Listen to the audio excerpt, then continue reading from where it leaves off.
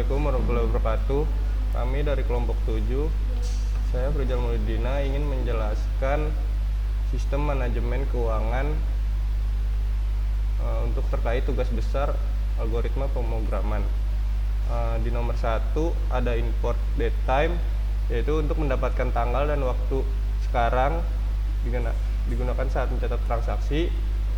Yang kedua ada import JSON untuk menyimpan dan membaca data dalam bentuk file JSON agar data transaksi dan saldo tidak hilang saat pemrograman ditutup.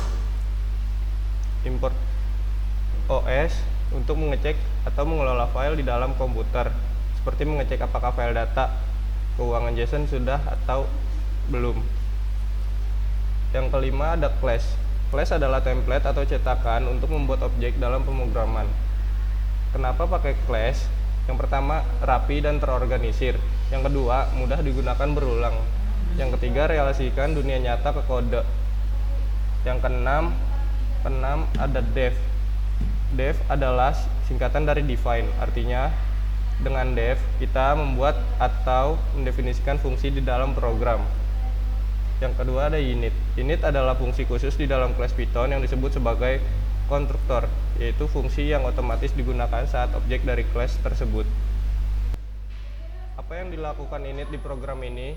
Yang pertama ada self transaksi, yang kedua save saldo, yang ketiga self file data, yang keempat self muat data. Untuk tampilan outputnya adalah untuk seperti ini.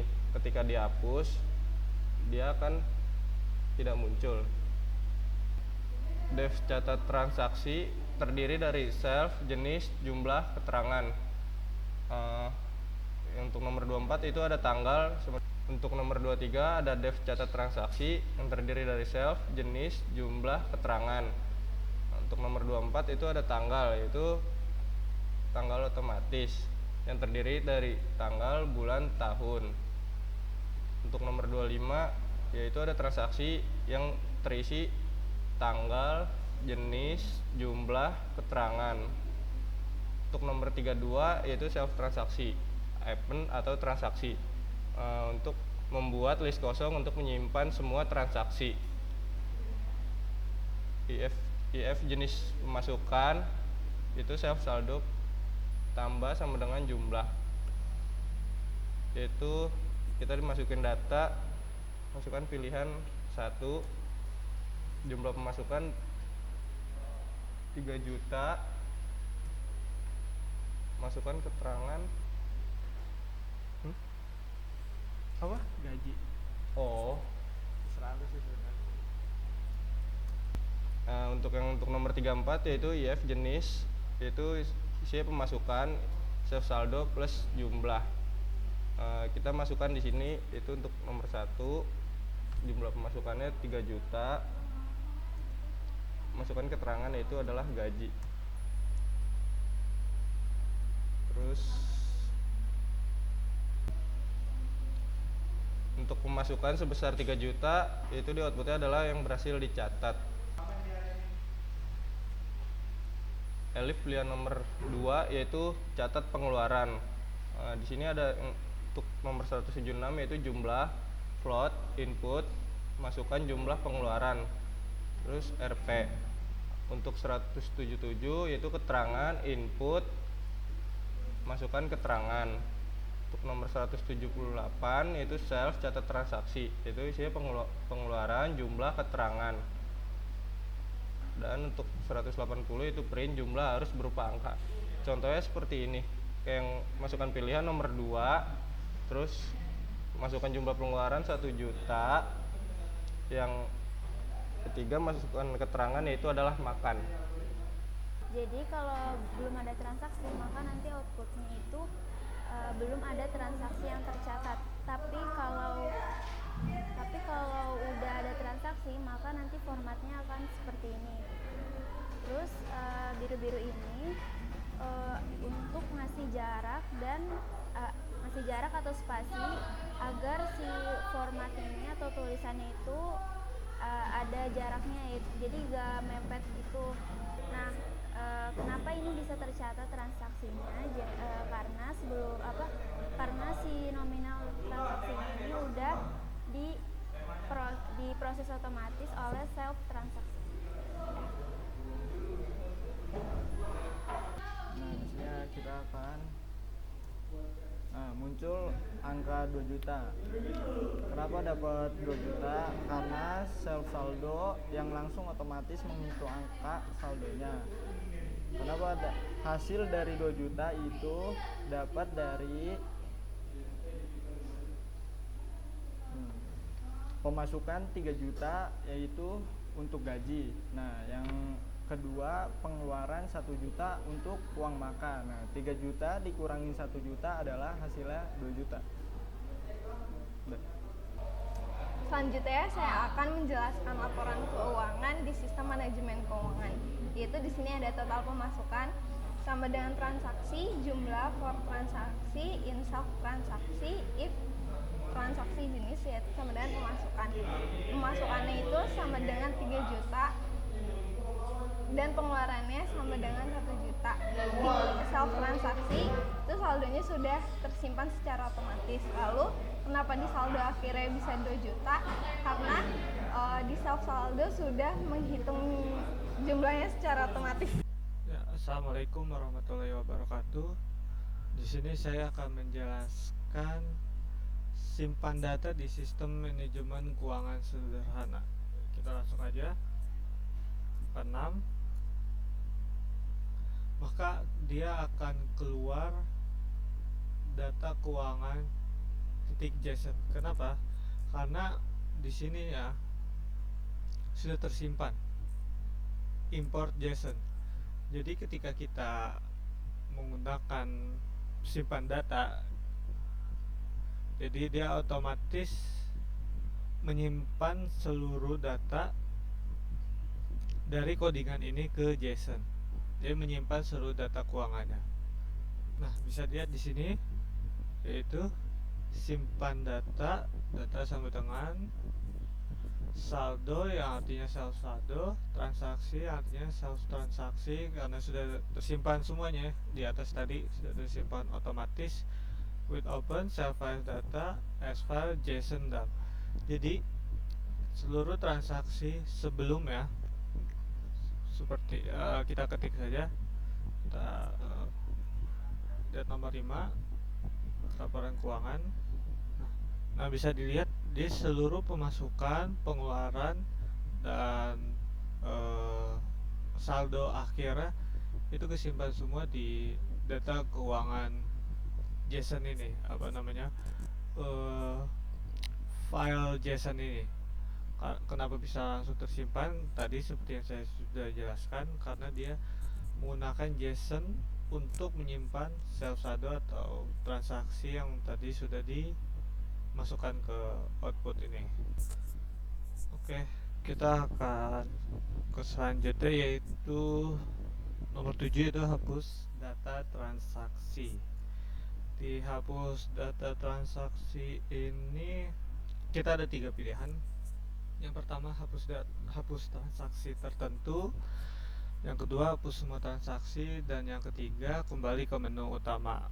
Oke, kita coba yang pertama dulu, hapus transaksi tertentu.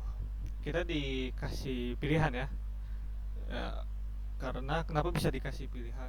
Oke, karena dia menggunakan data dari lihat riwayat. Karena sudah ada tuh self transaksi, sudah tersimpan di data self transaksi, maka tinggal self titik lihat riwayat, maka dia akan langsung menampilkannya. Jika ingin membatalkannya atau nggak ada yang mau dihapus transaksinya, bisa dia tuh 0 untuk membatalkan. Jadi kalau misalnya kita ketik 0, maka dia akan kembali lagi ke awal. Tapi jika kita ingin menghapus salah satunya, maka kita tinggal ketik saja sesuai angkanya, sesuai angka yang ada di sini. Kita misalnya ingin menghapus pengeluaran kontrakan nomor 2, kita hapus. Nah, transaksi berhasil dihapus, ya, data berhasil disimpan.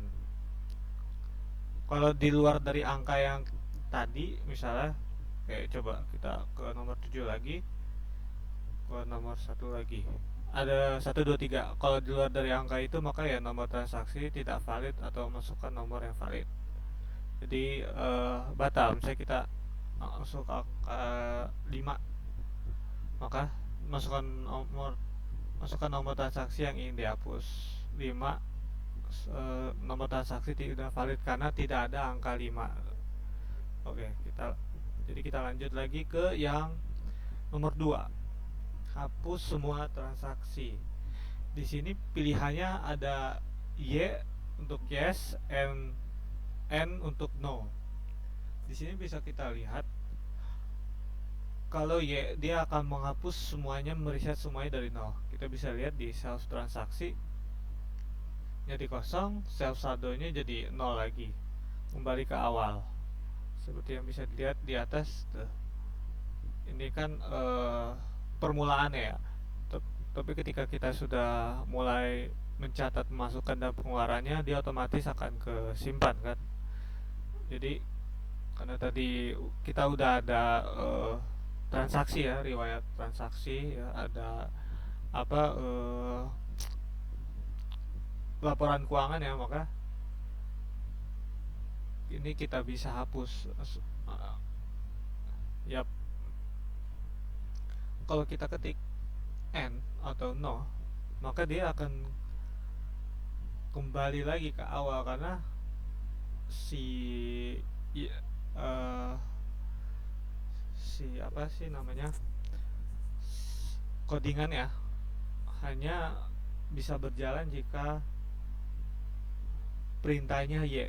Kalau bukannya maka dia akan kembali lagi ke awal gitu. Penghapusan dibatalkan ya kan, selain daripada Y maka penghapusan dibatalkan. Maka bisa kita coba nomor 7, nomor 2.